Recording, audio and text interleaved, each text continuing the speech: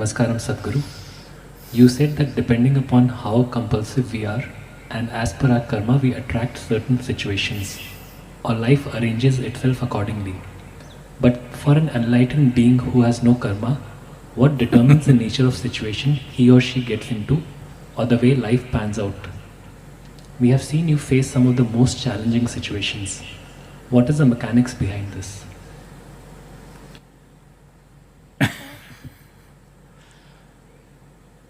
The question should be about you. So, whoever told you an enlightened being does not have karma?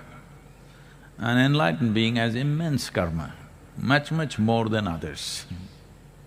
Yes. Because without karma, if you're at a certain level of energy, without a certain weightage of karma, you cannot remain grounded. This is why 90% of the time enlightenment and leaving the body happens at the same time. Because if you do not consciously ground yourself with substantial, weighty kind of karma, then you cannot stick to the body.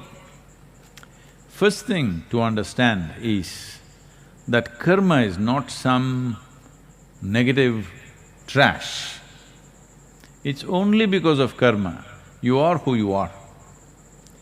When we say karma, we are talking about layers and layers of memory which makes you who you are. There is evolutionary memory which makes you a human being. Suppose your body lost its evolutionary memory, well, you may start crawling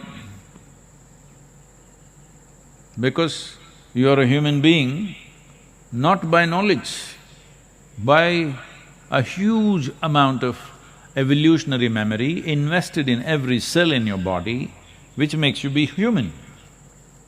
You have seen when we do certain programs which are connected to getting into or putting our fingers into deep levels of karma like samyama, certain people start crawling, certain people start doing things.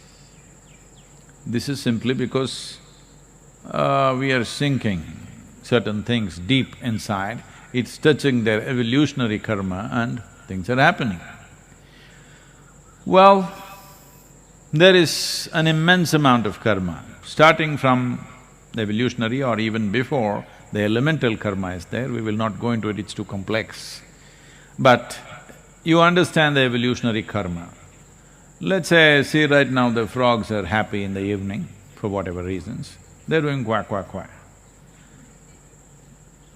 I don't know who found the connection about kissing the frog and turning them into human beings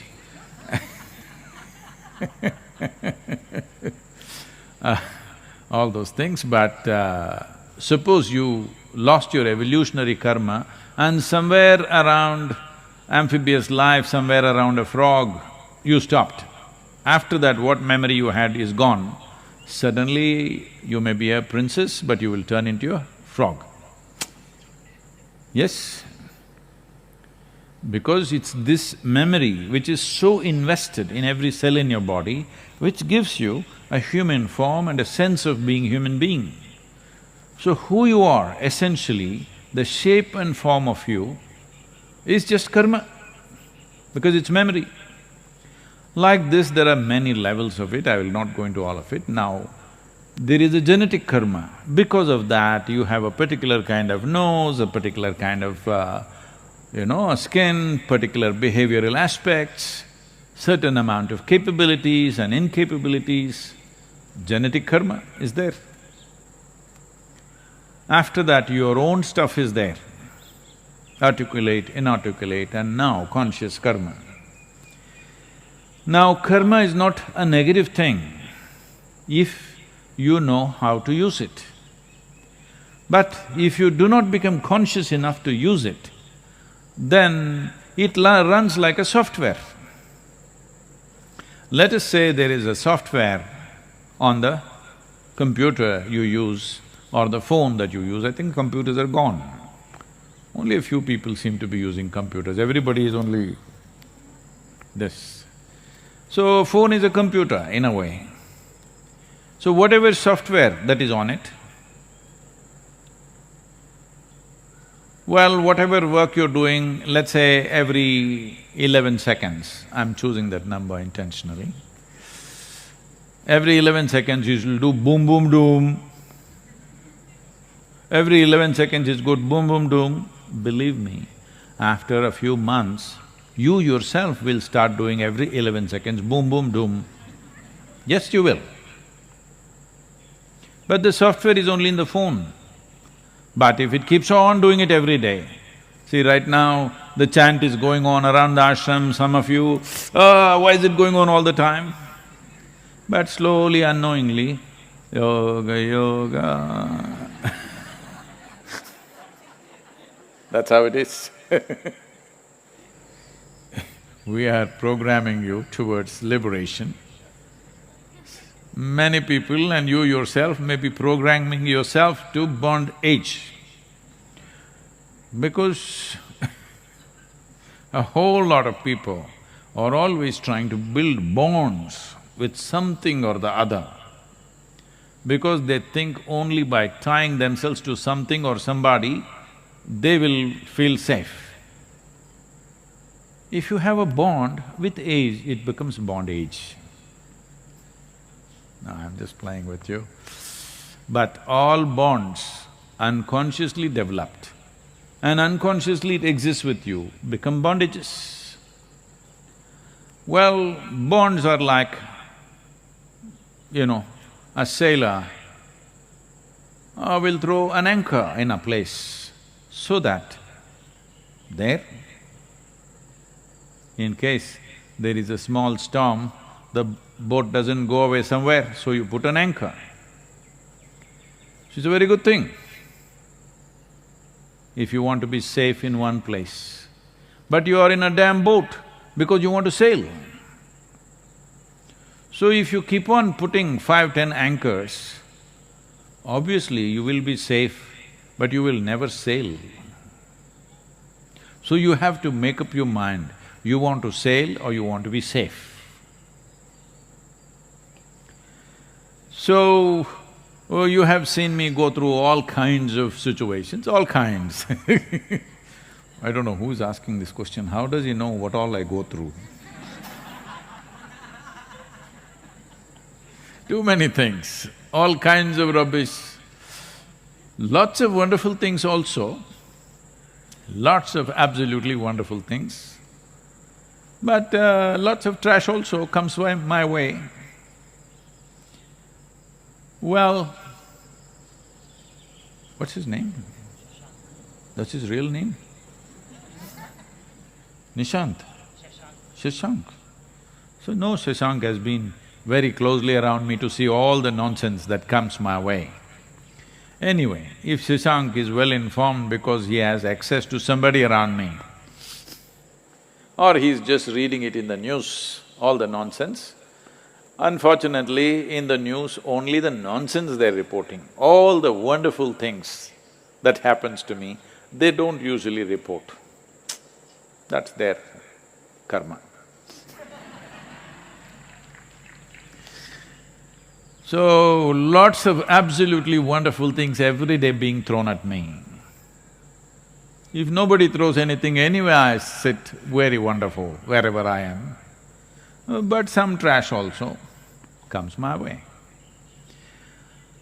Well, the trash is coming not simply because when you have nothing to lose and nothing to gain, you can do whatever you want. Either you can go sit in a mountain cave, simply blissed out, or you can get active in the world. You can do many things. You can be somewhat active, somewhat withdrawn, or all out active, depends. What's your choice? My choice has been shaped by the needs in the world, not by my whim. till till I consecrated Dhyanalinga, there was only one intent. Because I'm somebody's slave, I don't want to tell you all those terrible things which have been beautiful to me. A man who doesn't even want to touch me with his foot, he touches me with a stick, I served that man for 3 lifetimes. So, that's a terrible story, but with fantastic results. Because I'm result-oriented, I value the result, I don't resent the touch with the stick. Many of you have these issues, that's why I'm telling you. Sadhguru didn't even look my way. He doesn't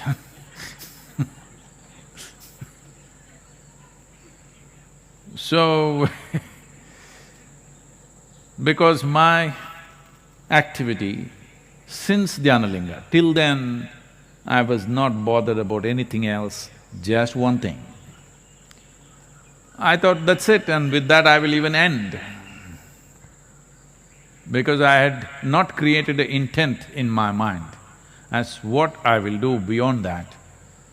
So things collapsed, things happened, whatever, that's all history now, every one of you know it probably. When the body began to collapse very badly,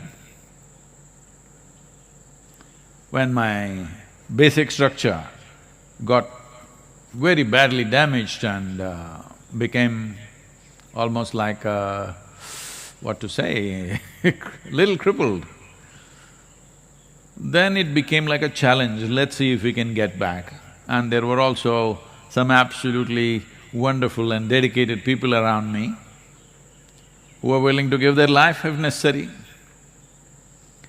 So for their sake and also as a challenge, if we can really build back the system, we took up certain things and started working, which is another kind of karma.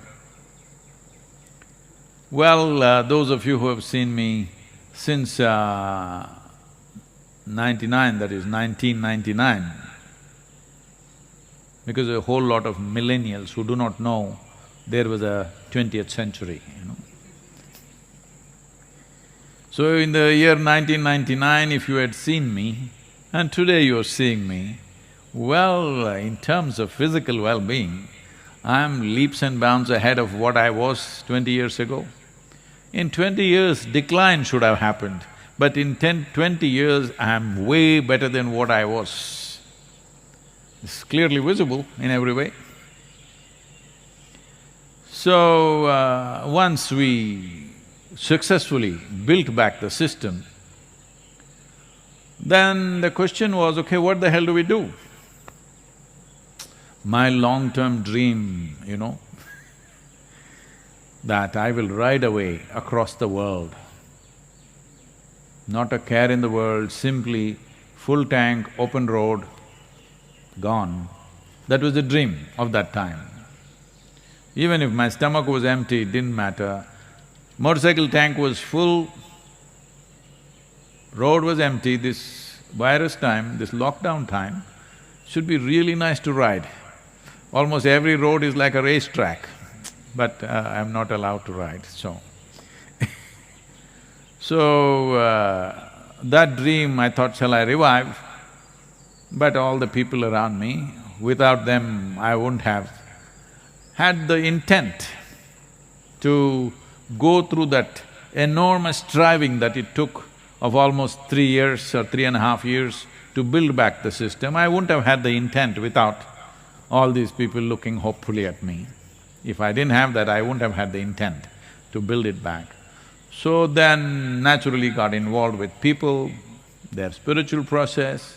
Then when you went to teach spiritual process, then you saw people are hungry, somebody is sick, nothing happening for them, so we got involved in the social process. Then we saw even if somebody is just about getting enlightened, there is not even a tree in the village. So we started planting trees to a point where people are calling me tree planter. So all this karma. But what do you think? Look at me and tell me, you think this karma is taking a toll on me? Sometimes I might not have slept well, I may look little… But does it look like it's taking a toll on me? Because I want you to understand, all of you, get this straight. The simplest way to deal with all the humongous mountains of karma that you may have, because if you have a Himalayan-sized karmic background, it's very good. That means you have a complex structure. But if this complex structure tortures you and you will use your torture to torture everybody else around you, then it's a disaster. But if you use this complexity, because complexity is needed to come out with very significant solutions. If you have no complexity, usually you're called a simple fellow in England. In India, we call them simpleton. People will have compassion for you, but no passion for you. Yes, it's a sad way to live. So now, if you want to deal with your karma, the simplest thing is, you sit here, absolute dispassion for this one, total passion for everything else. This is all. Right now the problem is, people have enormous passion for their life, but they have dispassion for other people's well-being and suffering and whatever is happening. This is why right now the world is saluting the doctors and nurses who are sticking their life out there to work for somebody, because they are showing passion for other lives and dispassion for themselves. This is a sure way of release. So this is all you have to do. You must reverse the equation. Too much passion for yourself, no passion for others, no. Absolute passion for every life around you, total dispassion towards yourself. You don't worry about all this karmic nonsense. You are gone. You are free from this rubbish.